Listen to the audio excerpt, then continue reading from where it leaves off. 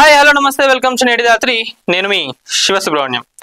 భక్తి సినిమాలు తీసినంత మాత్రాన అందరూ కూడా పుణ్యాత్ములు అయిపోరు.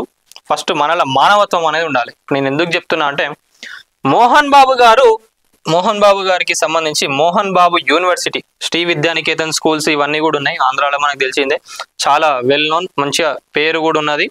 మరి ఏమైందంటే అదనంగా 26 కోట్లు వసూలు చేసిండంట. ఎవరి దగ్గర నుంచి అంటే స్టూడెంట్స్ దగ్గర నుంచి వెళ్ళి. ఎడ్యుకేషన్ బిజినెస్ లో నిజంగా చాలా అంటే చాలా క్రైమ్స్ చేయొచ్చు, మస్తు సంపాదించుకోవచ్చు. గవర్నమెంట్ పెట్టిన రూల్స్ కాకుండా దాన్ని అతిక్రమించి కూడా చాలా సంపాదించుకోవచ్చు. అది మళ్ళీ ఒకసారి వెలుగులోకి వచ్చింది మోహన్ బాబు గారి వల్ల. ఏంటంటే స్కూల్స్ లో ఎవరు బస్ లో వచ్చినా రాకున్నా కూడా వాళ్ళు బస్ ఫీజు కట్టాలంట. కాలేజ్ కి స్కూల్స్ కి కరెక్ట్ గా వచ్చినా కూడా వాళ్ళకు అటెండెన్స్ లేదని చెప్పి వాళ్ళ దగ్గర నుంచి వెళ్ళి 7,000 వసూలు చేసిండంట. ఇట్లా చాలా చాలా అంటే స్టూడెంట్స్ దగ్గర నుంచి వెళ్ళి కూడా ఫీజులు కట్టకపోయినా మళ్ళీ వాళ్ళపైన ఎక్స్ట్రాగా వేసి అట్లా ఓవరాల్ గా మనం చూసుకున్నట్లయితే 26 కోట్లు అదనంగా వసూలు చేసిండంట.